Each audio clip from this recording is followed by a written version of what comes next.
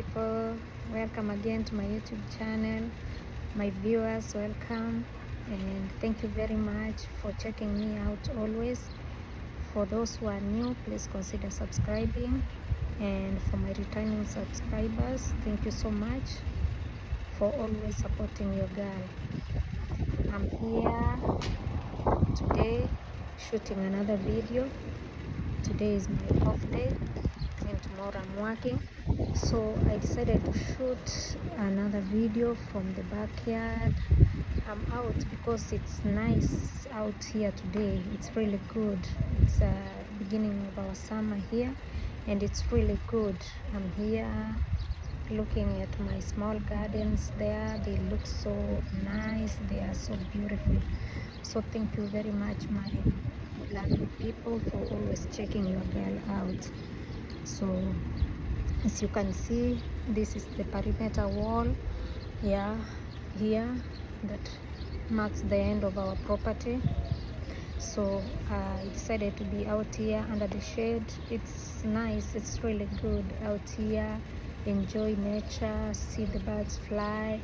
It's really good. So today I'm here I decided to shoot this video with my natural hair to show you guys, like, sometimes, like, even a tree when it's cut, you might think that it's gone, but you will find it shooting from the stump that was left. So when I was doing my chemo, I didn't have a single hair on any part of my body, but you can see how big my hair is. Really long. It's only that now it's curly. It looks really short, but it has grown. So yeah, everything is coming back to normal, and I take this opportunity to thank God, because everything that I see in my life, it's been Him. I don't know what I could be saying today, but I'm so glad that everything is working out and everything looks really good. And today, I don't know what to say. I'll talk a little bit about a video. Those who haven't checked maybe who are fans of Lynn Ngugi, please go check the video. There's a video that she shared today. She was talking, or she was analyzing on a story that was aired, I think, on Facebook or somewhere, that she came along, and the lady decided to dump, or I don't know which word to use, to leave the boyfriend because he was diagnosed with cancer.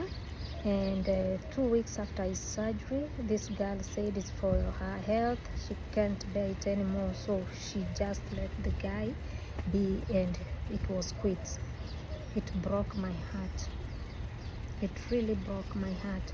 Why? Because when I looked at myself, like, I am in interracial marriage.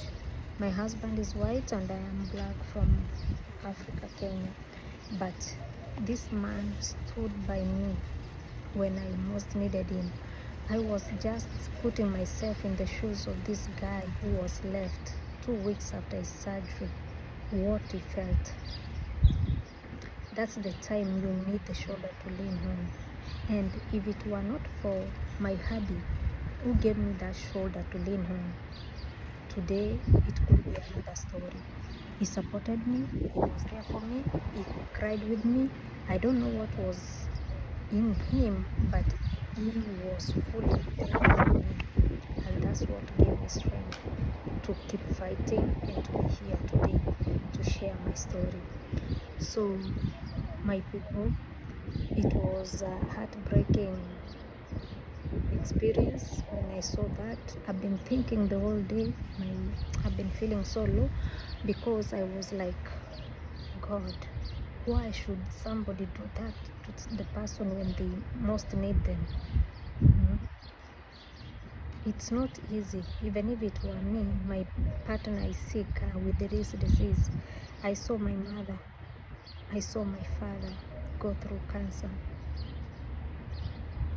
I can imagine if we as the kids were not there for them, what they could have felt. Maybe we get like you feel like it's too much. Of course, in the mind you will be stressed.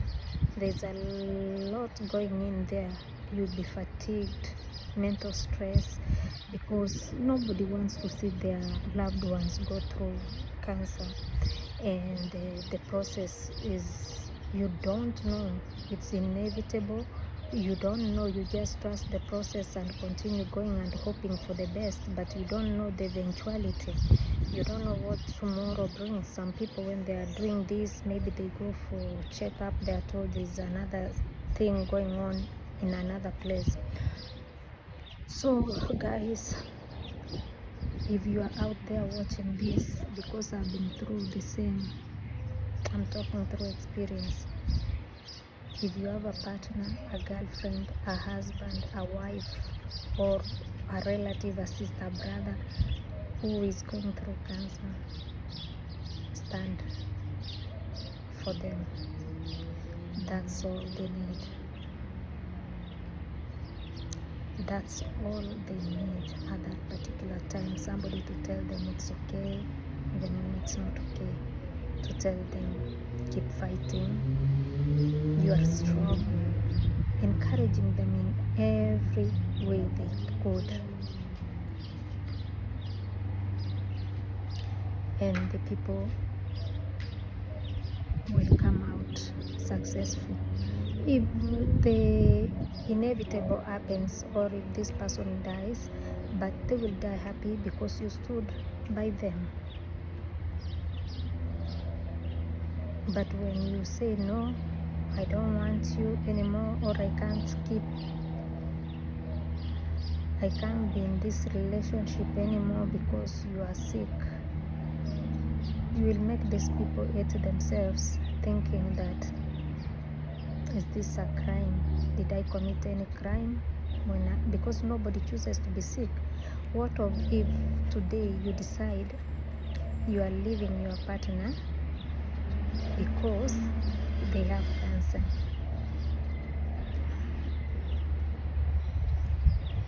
And then you realize you have cancer yourself. What will happen?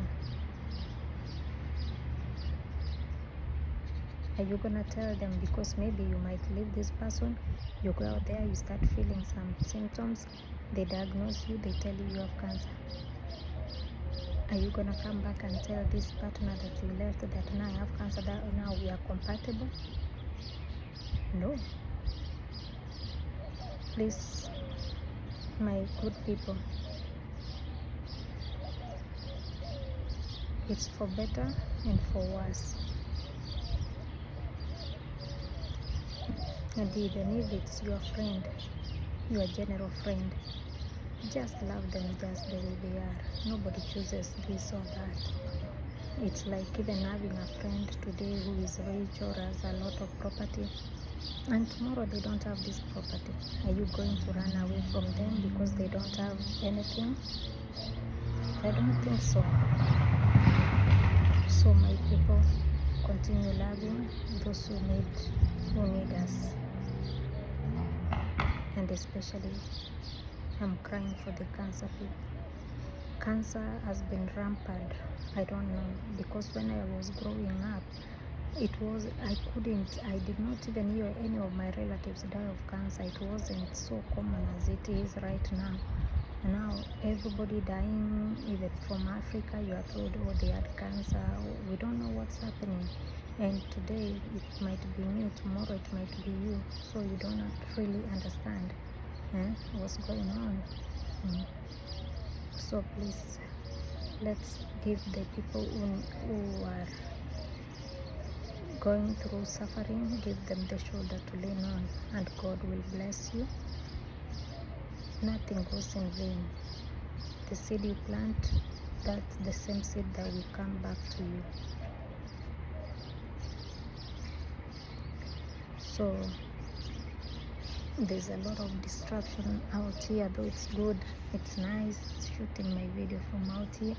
There's a lot of distractions, the singing of the birds, the neighbors, there's a lot going on. But I really thank God for this wonderful evening. So today I wanted to share a little bit about the differences of the care of cancer here in America compared to the care in Africa, because I worked as a nurse in Africa. My mother was a nurse in Africa, and my dad was sick in Africa. I took care of them, so I know the difference between here and Africa. I can compare. First of all,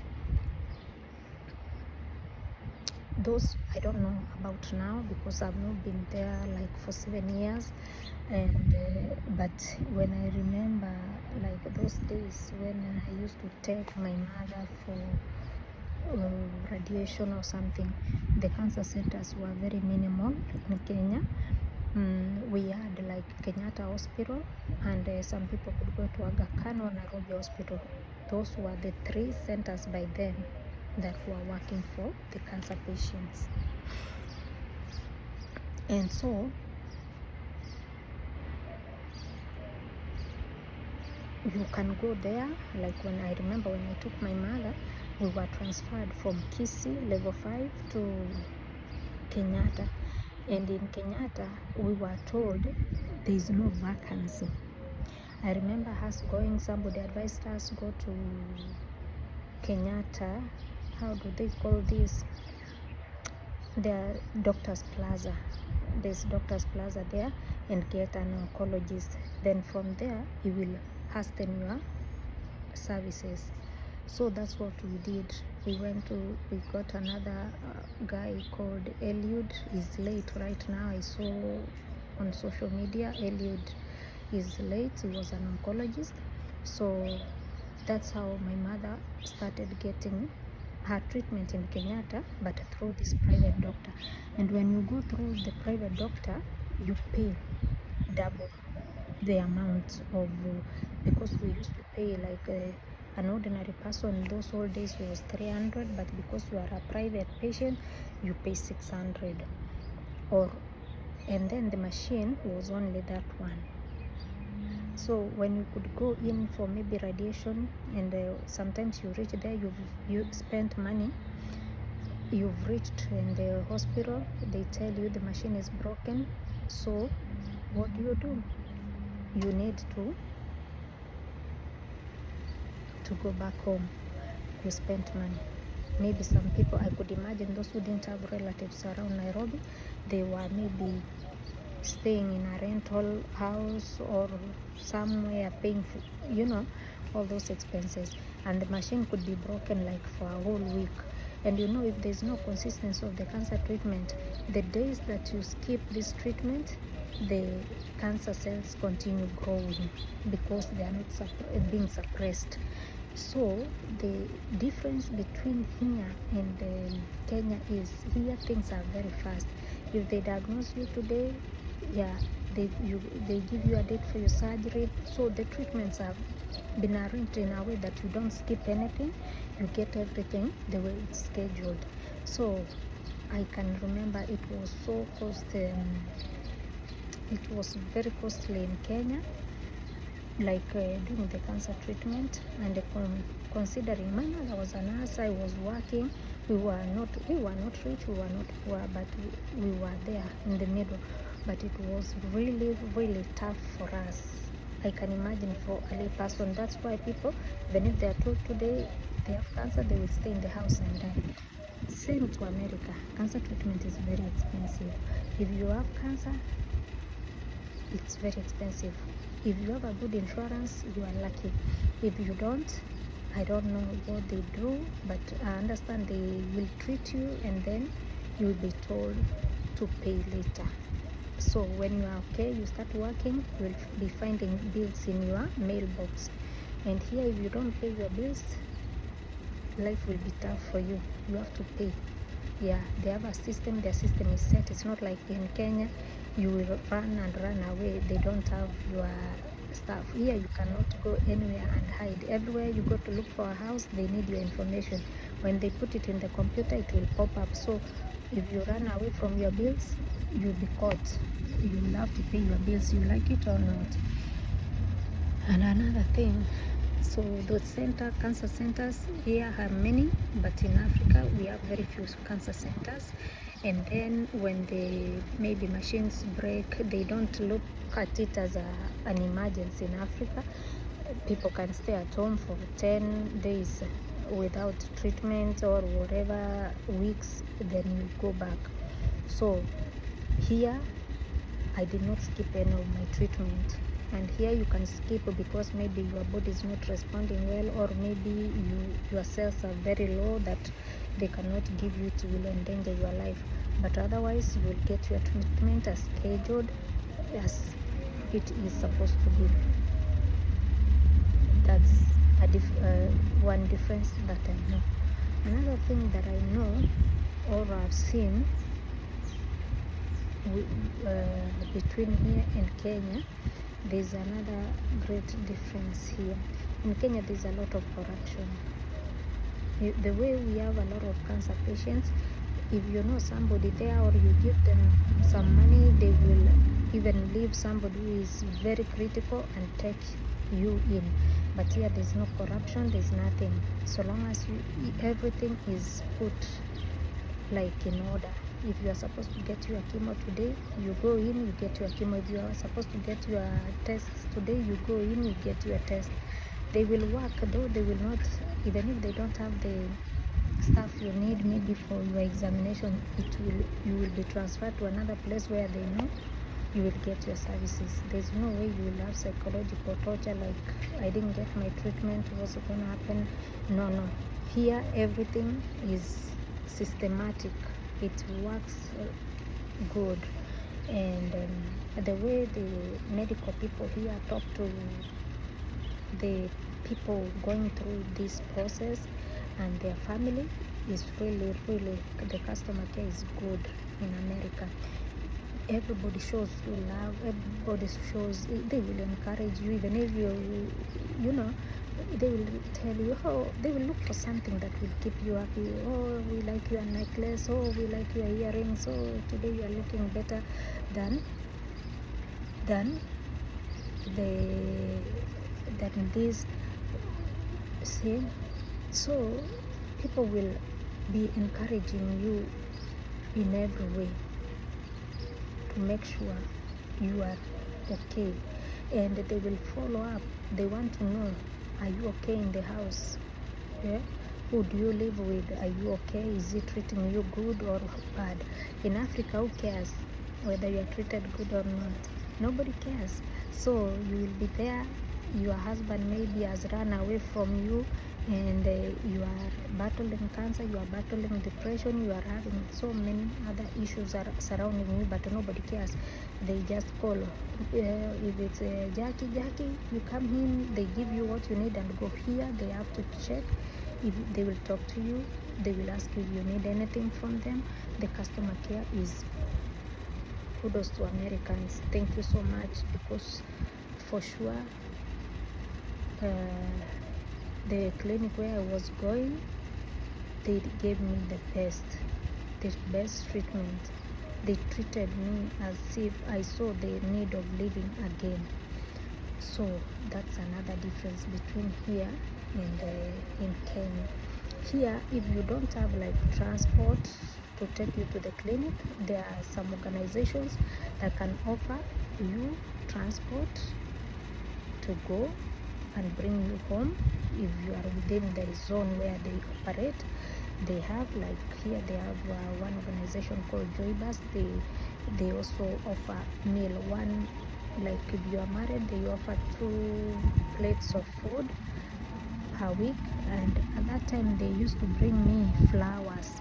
These flowers were enlightening my heart every day. When I see them, I see life in them. I say, I want to live like these flowers. I want to blossom every day like these flowers. So in Kenya, we lack these organizations that can take care of the cancer people. Like, at least for, if you don't, most of us are not working. When you are sick, you are going for treatment, you are sick. I stayed at home for almost a year without working. You can imagine, in America, if you don't work, you don't get money, right? So it's not like in Kenya. In Kenya, it's better if you are working for the government. Like, you will be sick and they will know that you are sick, and you will still get your salary. So those are some of the things that when I compare cancer care here in America and in Africa, there's a great difference. And again, we understand Kenya is a developing country. This is a developed country, but I know we can do something. If we can do it, starts with one person. The little you can do, even the customer care, that one you don't need any resources to do it. It's from the heart. Those nurses who work in the oncology clinics, those doctors, talk to these people, like, talk to them to give them hope. When they see you, they see hope. When they come, they even smile, even if they are going through pain. But the way people in Kenya treat you like you are trash, like you are nothing, like you are, it's a life sentence. Like this is when people see you, again, there's this victimization in Kenya. When people hear cancer, they see you like a corpse walking. That's not okay. Yeah, they give you hope, even if they are told, because in America, for sure, if you have an aggressive type of cancer and they know maybe, or they caught it late and they know you won't live, they will tell you, actually you have like 3 months to live, or you have 1 year to live. They will tell you, they put it on the table. So that's the difference. And the way they tell you in the right way, so that if you have things or stuff that you need to organize before you go, you can organize. You find it's so funny. When I was here first, I dealt with a patient who had been given 3 months to live, and when she was about to die, she loved me so much, and actually she died the night I was working. She had to show me even the dress that I will put on her when she dies. She wants to be cremated on that dress. I was like, what? In Africa, even if they know you are dying tomorrow, nobody tells you. They keep encouraging you, right? That's another difference I have observed in America and in Africa. There's a great difference between that. And overall, what I could say,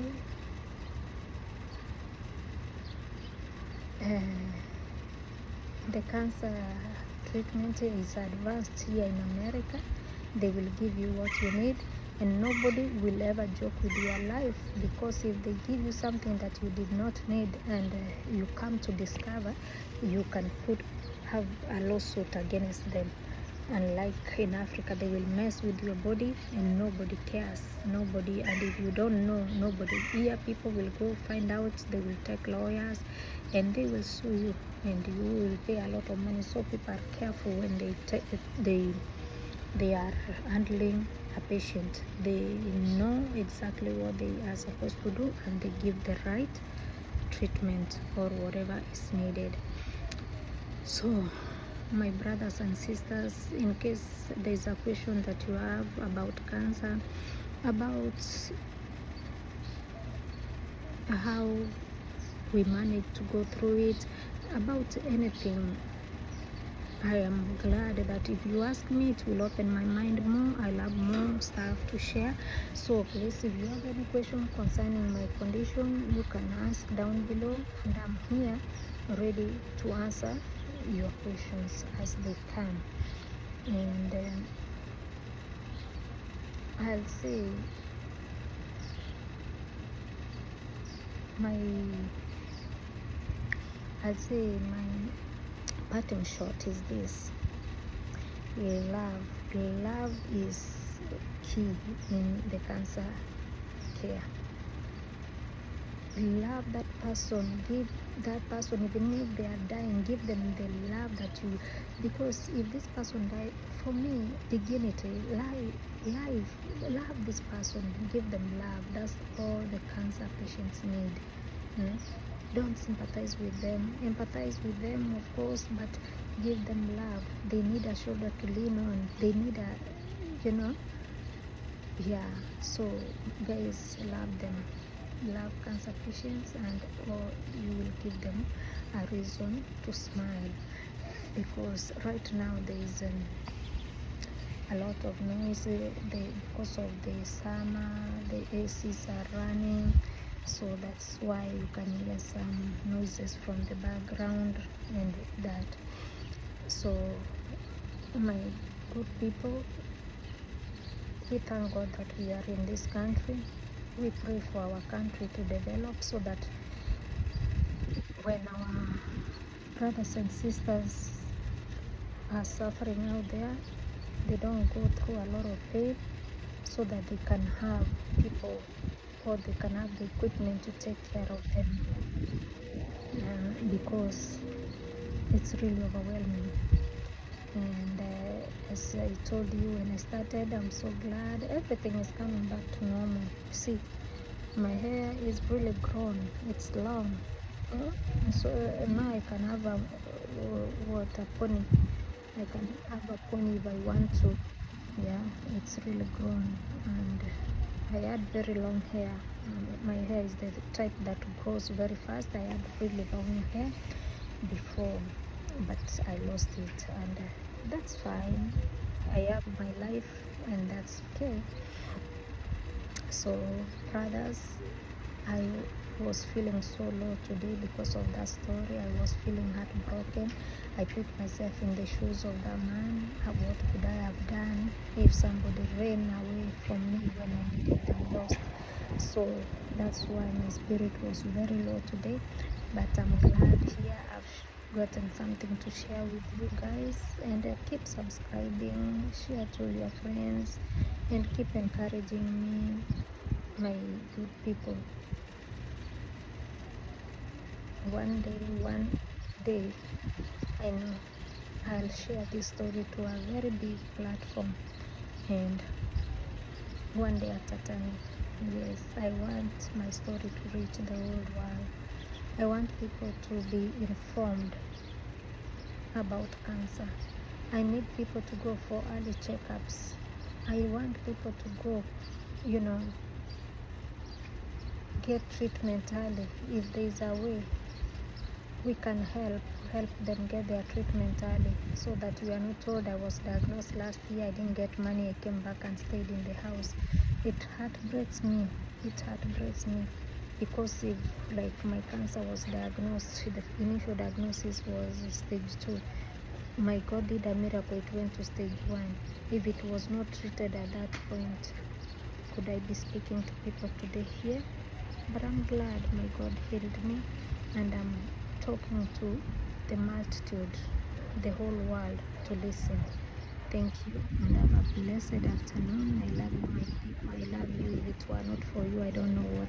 That's why when you go to my shorts, you will see me praising God. I don't care which style. Some people tell me, oh, your styles don't go. I don't know even how to edit, but I said I will start from somewhere. That's the fact, and I should own my mistakes, because I don't know how to do these things. But I said I love to start, and within the process I will learn, and I will improve slowly by slowly, and I'll be there one day. But what I want to do is to share my story to the world. Thank you so much, and be blessed.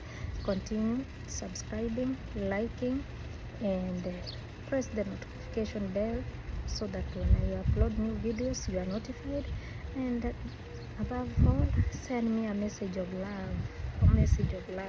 Thank you, my people, and have a blessed afternoon. For those who are in America, those who are in Kenya, you are still sleeping, good night. And when you wake up, watch my videos. Thank you. Be blessed.